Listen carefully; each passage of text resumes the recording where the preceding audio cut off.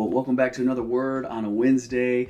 Easter is coming. We're almost to that wonderful celebration that's so important to our faith. And today is actually the beginning of the celebration of Passover. Now, most Christians probably don't celebrate the Passover in the way that it has always been celebrated, but there's this interesting connection to our faith.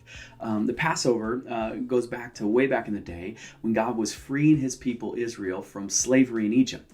And if you've ever heard of the 10 plagues, this is what the Passover is all about. The very last plague was the death plague.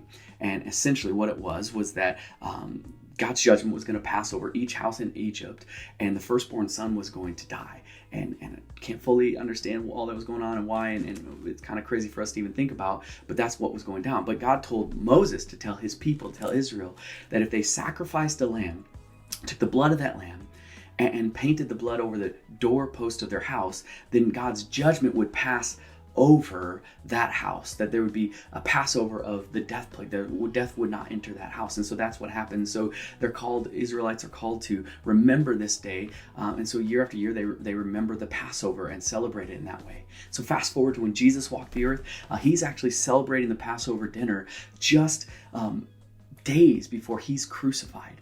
And so at the end of the meal, he takes the bread and he takes the wine, and this is what we remember as the Last Supper. He takes the bread and he takes the wine. He says, I want you to think about this bread, that my body is going to be broken. I want you to think about this wine and think about my blood that's going to be shed, and it's going to be shed for the forgiveness of your sin. And what Jesus is doing is on the day that we're normally remember the Passover lamb, I want you to think about there's going to be a new sacrificial lamb, me, that I'm going to die on the cross for your sin. And those who put their faith and trust in me, God's judgment for sin will pass over them because of what I do on the cross. Now I'm going to bring forgiveness for sins, and God's judgment on sin will be able to pass over those that have put their faith in me. And it reminded me of Ephesians 4, of one of what I'll call the most basics of our faith, but yet probably the most difficult thing for us to do in our faith. And Ephesians 4:32 says, and be kind and compassionate to one another, forgiving one another, just as God also forgave you in Christ.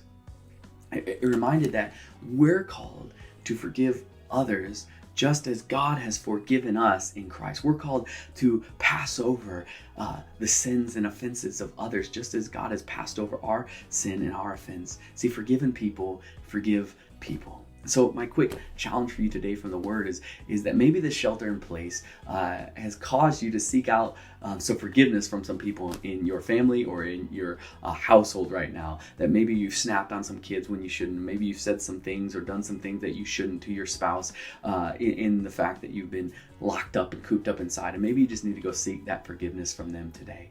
Or maybe flip that. Maybe you need to extend that forgiveness to someone in your house today. Maybe your kids have harmed or offended you, or maybe your spouse has said or done something that has hurt you. And maybe today is the day that you say, I'm going to pass over that. I'm going to allow that forgiveness to come. Just as Christ has forgiven me, I'm going to forgive that person. Or maybe not. Maybe the shelter in place is going great. Maybe you're doing just fine. Maybe you don't see any need for seeking forgiveness or extending forgiveness, but maybe then my challenge for you is just take a moment today to thank God for the forgiveness that he has offered you, to thank God for the forgiveness of our sin, the things that we think, say, and do that displease God, that he has offered his son as a sacrifice for our sin. And because of what Christ did on the cross, we now have been forgiven. And so maybe just take a moment today to just say thank you to God for that gift of forgiveness.